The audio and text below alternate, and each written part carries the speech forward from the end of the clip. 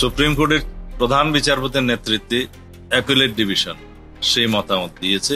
ওখানে বলা আছে উপযুক্ত শুনানির পর অ্যাটর্নি জেনারেলকে শুনেছে। সেই আদেশের কপি নিশ্চয়ই আপনাদের কাছেও আছে।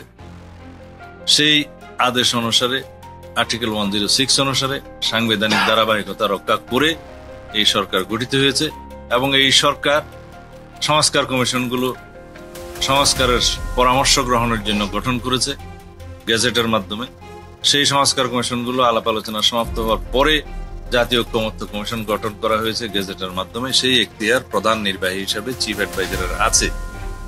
এখন সেই পরামর্শ জাতীয় ঐকমত্য কমিশনের আলোচনার মধ্যে সমস্ত রাজনৈতিক দলগুলোর সাথে আলাপ আলোচনার মাধ্যমে যে সংস্কার প্রস্তাবগুলো একমত হওয়া গেছে, যদিও এখনো স্বাক্ষরিত হয় নাই, সেগুলো বাস্তবায়ন কি প্রক্রিয়ায় হবে সেটা এখতিয়ার ঐকমত্য কমিশনের আছে কিনা বা কোন প্রক্রিয়ার মধ্যে দিয়ে সেটা বাস্তবায়ন হবে সেই আলোচনা চলছে। ঐকমত্য কমিশনের মতামত হলো সেটা বাস্তবায়নের জন্য তারা সুপারিশ আকারে সরকারের কাছে প্রদান করবেন। কিন্তু তার আগে সমস্ত রাজনৈতিক দলগুলো যারা আমরা অংশগ্রহণ করেছি তাদের পরামর্শ নিতে চায় যে কি প্রক্রিয়ায় সাংবিধানিক প্রভিশনগুলো বাস্তবায়ন করা যায়। কারণ সংবিধানের বাইরের বিষয়গুলো সম্পর্কে আগেই আলোচনা করছি, এটা সরকার বাস্তবায়ন করতে পারে, দে আর অ্যাট লিবার্টি। এখন এই প্রশ্নটা অবশ্যই একটি গুরুত্বপূর্ণ প্রশ্ন। মাননীয় প্রধান উপদেষ্টা জাতির উদ্দেশ্যে জুনের 6 তারিখে যে ভাষণ দিয়েছেন সেখানে তিনি বলেছেন এই সনদ হবে, জুলাই সনদ হবে একটি জাতীয় প্রতিশ্রুতি এবং সেটা বাস্তবায়নের জন্য সকল রাজনৈতিক দল যারা অংশগ্রহণ করেছে তারা অঙ্গীকারাবদ্ধ এবং এই প্রতিশ্রুতি বাস্তবায়ন হবে পরবর্তী সংসদে যারা নির্বাচিত হবেন তাদের মাধ্যমে। সেটাই হলো আসলে বৈধ প্রক্রিয়া, আমরা সেটাকে সমর্থন করছি। এখনো আমরা বলছি এর বাইরে যদি কোনো আইনগত বৈধ এবং সাংবিধানিক প্রক্রিয়া থাকে সেটার মধ্যে আমরা একমত।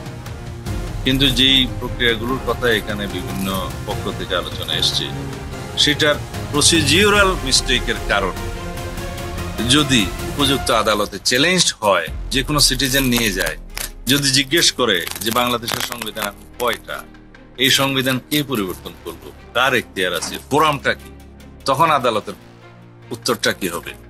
আদালত অবশ্যই বলবে যে সংবিধান এখন বহাল আছে, সেই সংবিধান অনুসারেই বিচার বিভাগ চলছে, প্রশাসন চলছে, রাষ্ট্র চলছে।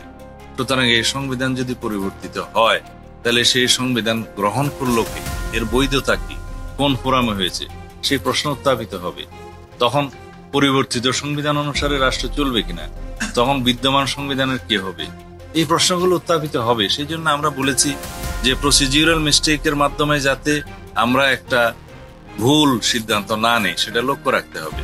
সুতরাং যে কোনো রকমের সিদ্ধান্ত নেওয়ার আগে সাংবিধানিক সংশোধনের বিষয়ে যাতে আমরা সঠিক সিদ্ধান্ত নেই সেই জন্য আমরা এই আলোচনাটা করেছি এবং আমরা আমাদের সাজেশন দিয়েছি। আমরা এখনো এই সনদ স্বাক্ষরের জন্য প্রস্তুত এবং এই সনদের সমস্ত প্রতিশ্রুতিগুলো, সুপারিশগুলো বাস্তবায়নের জন্য আমরা অঙ্গীকারাবদ্ধ এবং এর মধ্য দিয়ে আগামী দিনে আমাদের একটা নতুন গণতান্ত্রিক যাত্রা শুরু হবে, এই বিশ্বাস আমাদের আছে।